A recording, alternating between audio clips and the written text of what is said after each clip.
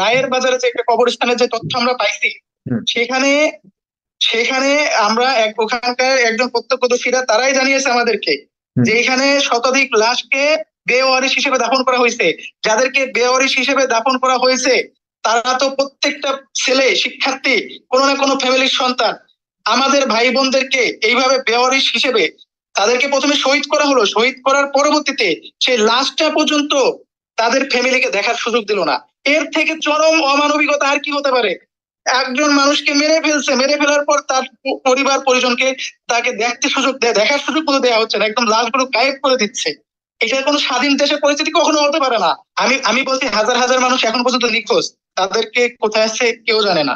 এবং পত্রিকায় যেটা দেখানো হয়েছে, পত্রিকায় আমরা বিশ্বাস করি না যে এটাই আসলে চিত্র। আমরা মনে করি যে এর থেকে আরো বাস্তব চিত্রটা আরো বেশি হতে পারে, আরো বেশি হতে পারে না, বেশি হবে, এরকম একটা আশঙ্কা আমরা করছি। কারণ আমরা জানি এই মুহূর্তে আমাদের হাজার হাজার শিক্ষার্থী নিখোঁজ রয়েছে এবং আমরা জানি না তাদেরকে আসলে কি আটক করা হয়েছে, নাকি তাদেরকে গুম করে দেওয়া হয়েছে, নাকি তাদেরকে বেওয়ারিশ হিসেবে দাফন করে দেওয়া হয়েছে। আমাদের থানায়, প্রত্যেকটা থানায় আমরা আমরা অনেকের পরিবারের কাছ থেকে কথা বলে জানতে পারছি যে থানায় মিসিং ডায়েরি করা হয় না, কোনো মিসিং ডায়েরি নেওয়া হচ্ছে না। এবং হসপিটাল থেকে যে লাশের যে বাস্তব যে যে এটার ডায়েরিটা, মৃত্যুর যে ডায়েরিটা, সেটা পর্যন্ত গায়েব গায়েব হয়ে যাচ্ছে। বলুন কি অবস্থা, আপনারা কেমন, এখন আপনি কেমন আছেন এবং বর্তমান পরিস্থিতি কোন দিকে আছে? যতটুকু শুনেছি আপনাদের নেতা দুজনকে গ্রেপ্তার করে নিয়ে গেছে হসপিটাল থেকে, এটা কতটুকু সত্য?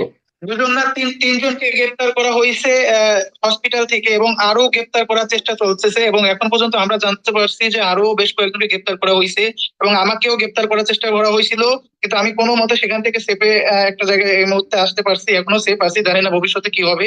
এবং আমার একটা ছোট ভাই ছিল আমার সাথে, ওকে আজকে কালো কাপড় বেঁধে নিয়ে যাওয়া হয়েছে, কোথায় নিয়ে যাওয়া হয়েছে এখন পর্যন্ত জানি না।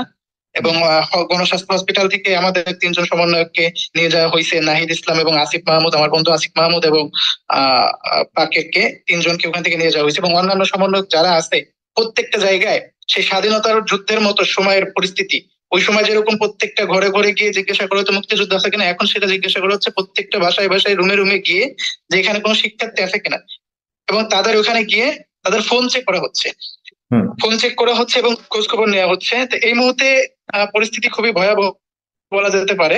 আমরা আসলে খুবই আতঙ্কে আছি।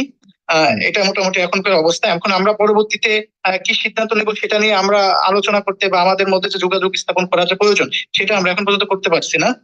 আমাকে বিভিন্ন ভাবে কিন্তু প্রধানমন্ত্রী আজকে বলেছে যে প্রধানমন্ত্রী আজকেও বলেছে যে শিক্ষার্থীদের সকল দাবি পূরণ হয়ে গেছে, এখন আবার কিসের আন্দোলন? সেই জায়গাতে আপনাদের অবস্থান কি?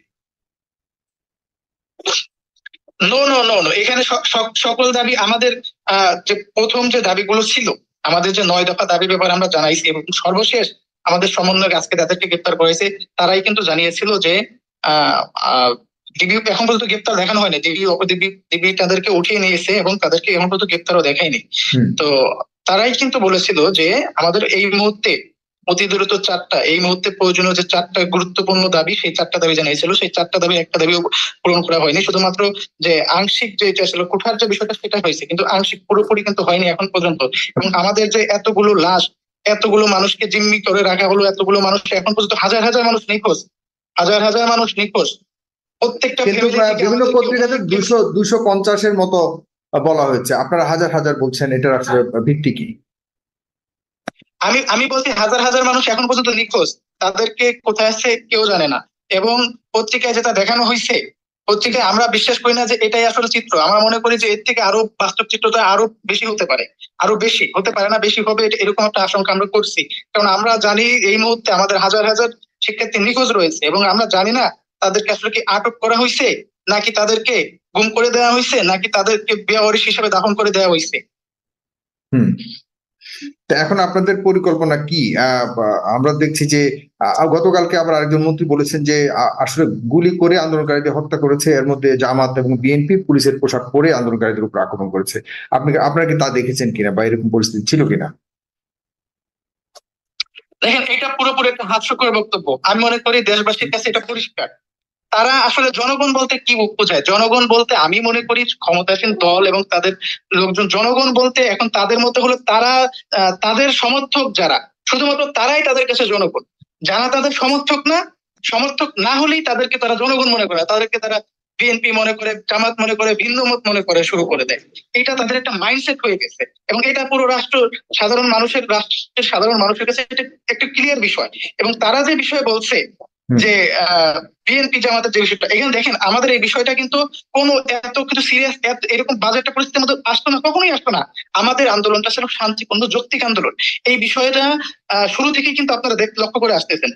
এই যৌক্তিক বিষয়টাকে, আমাদের এই অসহিংস আন্দোলনটাকে সহিংস কারা করলো?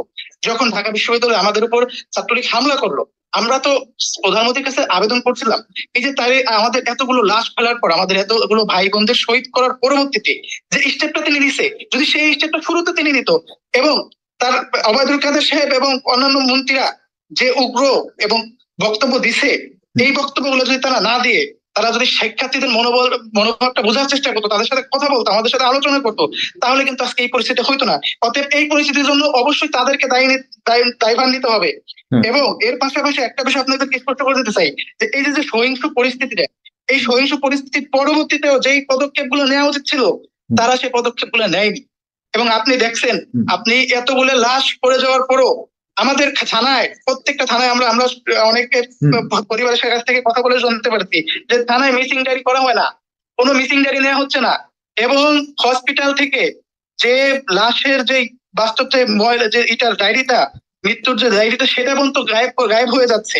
এটা তো কোনো সাধারণ এখন আমি একটু জানতে চাই যে আপনাদের পরবর্তী পদক্ষেপ কি, এই কথাটা বলে শেষ করতে চাই, আপনাকে বিদায় দিতে চাই যে আপনাদের এখন সামনের পরিকল্পনা কি? সবকিছু নিয়ন্ত্রণে চলে গেছে সরকারের এবং সবকিছু স্বাভাবিক আছে ঢাকার, এমন চিত্র অনেকে বলছে বা সরকার বলছে, আসলে কি সবকিছু স্বাভাবিকভাবে চলে গেছে কিনা? নো নো নো নো, এখানে স্বাভাবিক বিষয় অবশ্যই স্বাভাবিক, এটা কোনো স্বাভাবিক পরিস্থিতি হতে পারে না। আপনি বন্দুকের ভয় দেখিয়ে, আপনি মানুষকে জিম্মি করে রেখে, মানুষকে প্রতিটা মুহূর্তে আতঙ্কে রেখে আপনি যদি বলেন পরিস্থিতি স্বাভাবিক, এটা আসলে একটা হাস্যকর কথা। এখানে পরিস্থিতি স্বাভাবিকের কোনো বিষয় না। সরকার এবং তাদের যে প্রশাসন পালিত বাহিনী, তারা এটা মানুষের আবেগ, মানুষের মুখের যে ক্ষোভ কষ্ট, এটা তারা বুঝতেছে না। যদি তারা এটা বুঝতো তাহলে কখনোই এই সাধারণ মানুষগুলো কিভাবে জিম্মি করে রাখতো না এবং একের পর এক মিথ্যাচার তারা করতে পারতো না। এবং আপনি যে বললেন যে আমাদের পরবর্তী পদক্ষেপ কি, আমরা অবশ্যই সমন্বয়ক যারা আছে বাকিদের সমন্বয়কদের সাথে আলোচনা করে সিদ্ধান্ত নেওয়ার চেষ্টা করছি, কিন্তু আমাদের সমন্বয়কদের মধ্যে এখনো অনেকে নিখোঁজ আছে, আমরা তাদের সাথে যোগাযোগ করতে পারছি না। বেশ কয়েকজনের সাথে আমরা যোগাযোগ করেছি এবং আমরা আলোচনা করে সিদ্ধান্ত জানাচ্ছি যে এই পরিস্থিতি আসলে আমাদের কি করণীয়, কেমন ধরনের আমরা সেটা করবো। এবং কেমন সংখ্যা হতে পারে এ পর্যন্ত, ব্যবস্থা নিচ্ছি।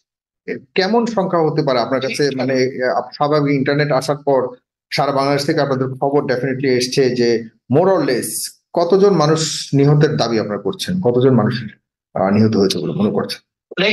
দেখেন সাগর ভাই, এখানে একটা এই বিষয়টা টোটালি অস্পষ্ট একটা বিষয় হয়ে গেছে, কারণ এখন পর্যন্ত আমরা জানি না, তবে আমরা ধারণা করতে পারি।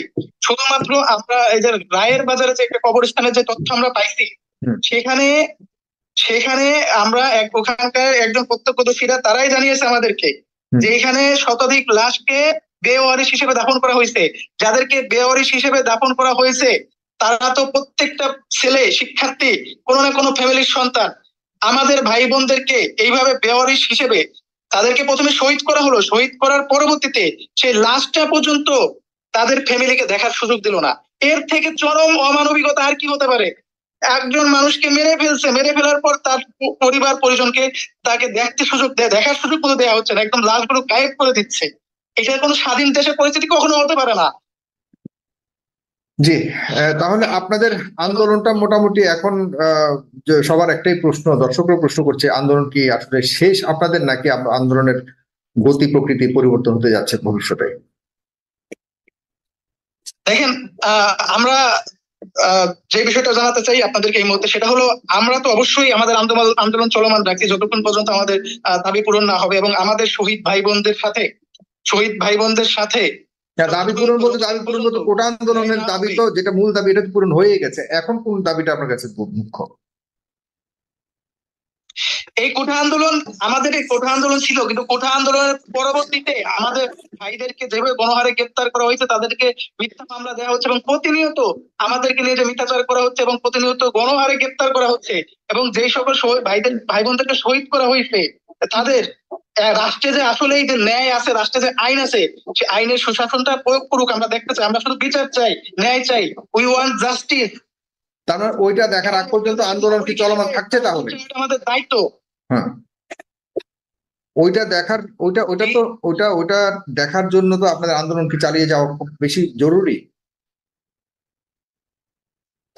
অবশ্যই অবশ্যই আমরা মনে করি আমাদের শহীদ ভাই বোনদের রক্তের সাথে আমরা কখনো বেইমানি করতে পারি না। প্রত্যেকটা পরিবারের লোকজন যাদের ছেলে মেয়েরা নিহত হয়েছে, হত্যাকাণ্ডের শিকার হয়েছে, এবং যেই সব ছেলে মেয়েরা এখন পর্যন্ত নিখোঁজ রয়েছে, তাদের ন্যায়ের জন্য আমাদেরকে আন্দোলন চালিয়ে যাওয়া আমরা তো ঠিক মনে করছি। জি, আপনাকে ধন্যবাদ জনাব অভি, আপনি ভালো থাকুন, অনেক কষ্ট করে আমার সাথে যুক্ত হয়েছেন, সাবধানে থাকুন, আপনার সাথে কথা হবে এখন, ভালো থাকুন, ধন্যবাদ।